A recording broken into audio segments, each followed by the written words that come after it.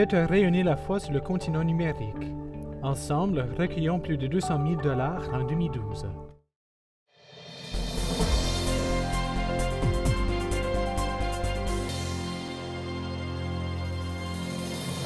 Bonjour mesdames et messieurs et bienvenue à cette édition de Perspective en ce 19 juin 2012. Le Congrès eucharistique international de Dublin vient de se terminer. Le cardinal Marc Ouellet a joué un rôle important comme légat pontifical. Au même moment, il publiait un livre dévoilant sa vision de l'Église en lien avec plusieurs thèmes cruciaux pour notre temps.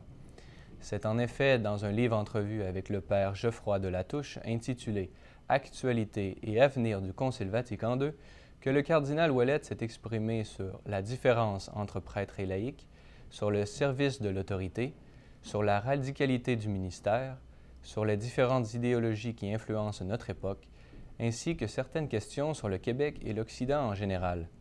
Ce livre est publié en France aux éditions L'Échelle de Jacob. Un éditeur canadien n'a pas été encore choisi. Il devrait cependant être disponible sous peu. Le Congrès eucharistique de Dublin a présenté plusieurs activités et liturgies reflétant un certain courant dans l'Église davantage attaché à la richesse de la tradition occidentale.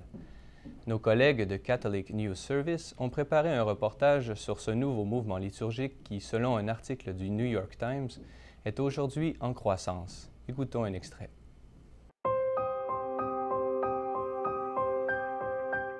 One of the reasons John the 23rd opened the council, and he talks about it in the opening speech, is to find a new language to better engage the modern world. But the big question is, really, have we found a new language that does engage the modern world?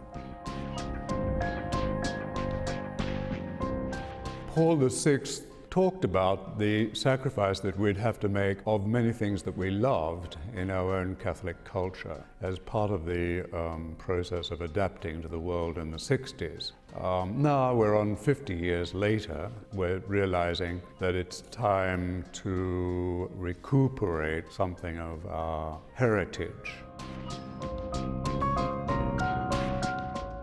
I grew up under a generation that had been super disciplined by the Depression and by the Second World War.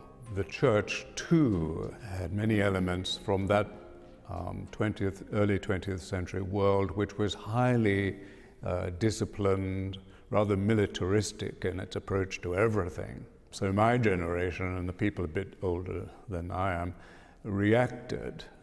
Love and joy and peace became the great passwords, and they were in reaction to our parents' generation. And I think that the revolution inside the Catholic Church was on the part of the clergy, not so much the laity.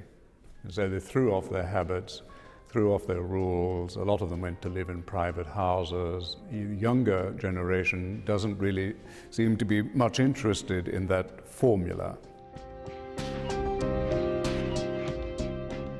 Young people who have grown up with parents who have lived more freely, let's say, have in many ways suffered as a result. They've suffered instability.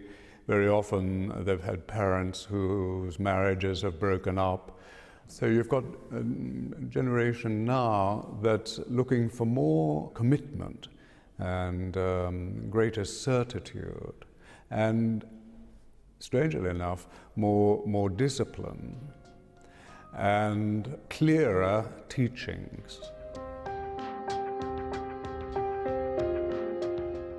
Modernity now for young people is old-fashioned. They can cope with the more challenging liturgy of our Roman tradition.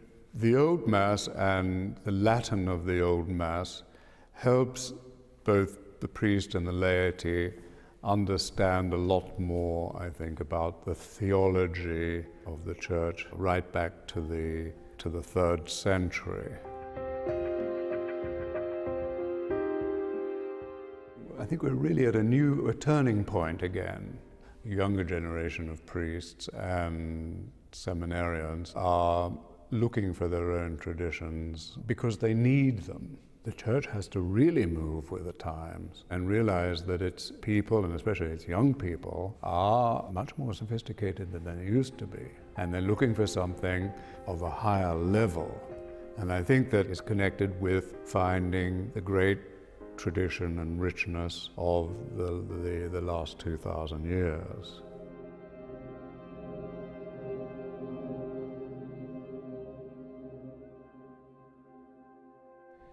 Merci d'avoir été avec nous. Revenez-nous demain pour une autre édition de Perspective.